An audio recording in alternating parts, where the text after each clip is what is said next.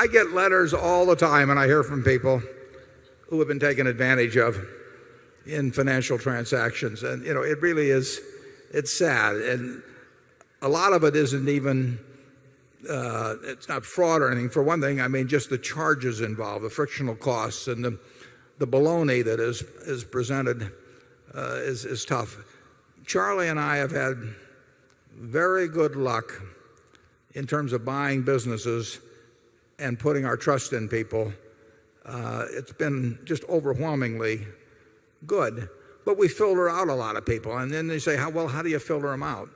I would say, and I think Charlie will agree with this, people give themselves away fairly often. And maybe it does help to have been around as long as we have in seeing the various ways they give themselves away.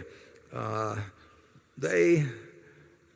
somebody comes to me with a business, and I probably shouldn't tell this publicly because they'll probably tailor their approach subsequently, but when they come, just the very things they talk about, what they regard as important and not important, there are a lot of clues that come as the subsequent behavior.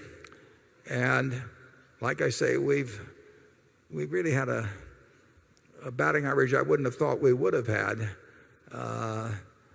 in the people that we've joined with, but it hasn't been 100%. It's been well above 90, and I get asked that, I mean, how do you make those judgments? And I don't know, Charlie, can you articulate the way we do it?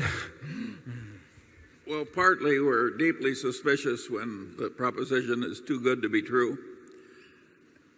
Warren once introduced me to a gentleman promoter who wanted to inveigle us into an insurance program, and he said, we only write fire insurance on concrete bridges that are covered by water. He says it's like taking candy from babies.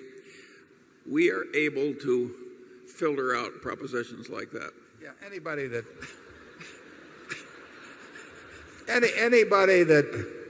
implicit in their comments or what they kind of laugh about or all kinds of things in terms of the fact, it's so easy, and it ain't that easy, and we get suspicious very quickly. And the truth is we rule out 90% of the times, and we may be wrong about a fair number that we're ruling out. The important thing is whether the ones we're ruling in we're right about. And so we don't mind. We're looking for the obvious cases of people you can trust. I think you really ought to tell about the experience with the fraud claim. What? On the fraud claim, the fidelity claim with the guy, you had the very well-known insurance company that you don't have to name names, but where you basically told them just raise the stakes to make the game fair. This was back in the 1960s. Do you remember that? I don't remember. Oh, well, I do. I remember it. Well, tell it then.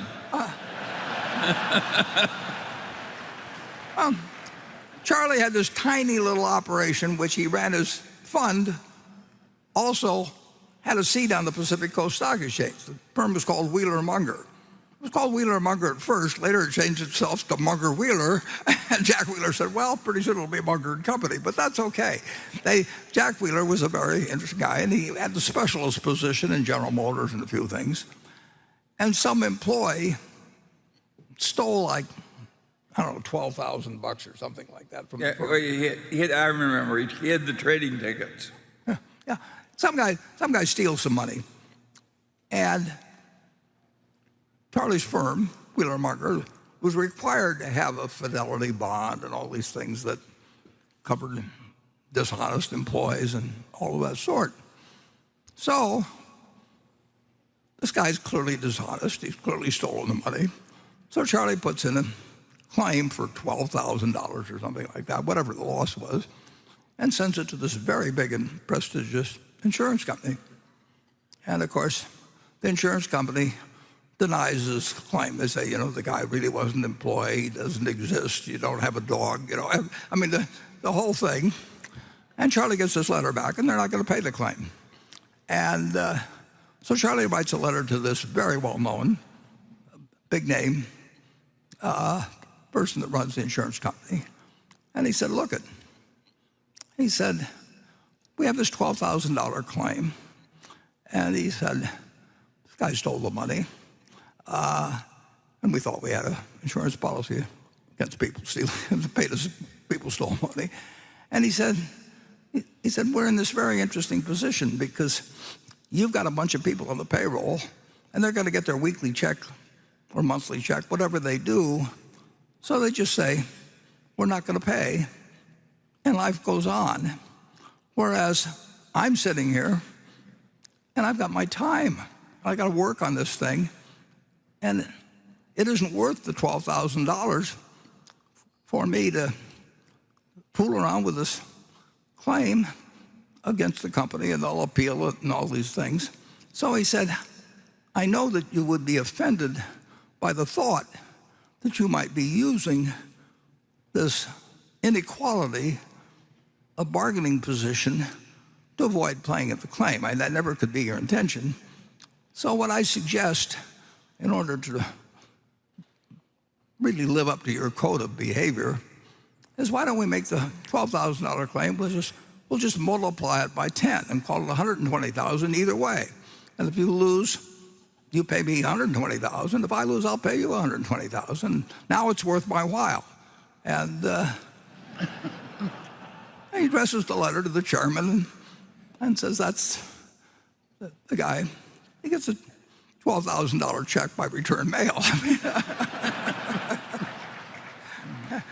It's not a bad lesson.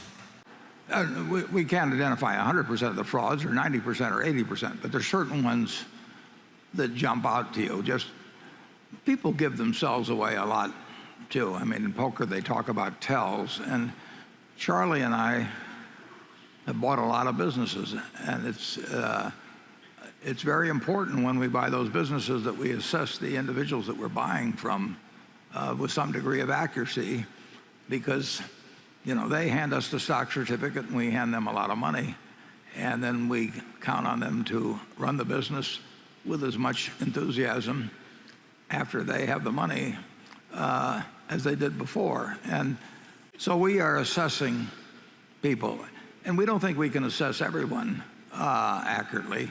We just have to be right about the ones where we make an affirmative decision.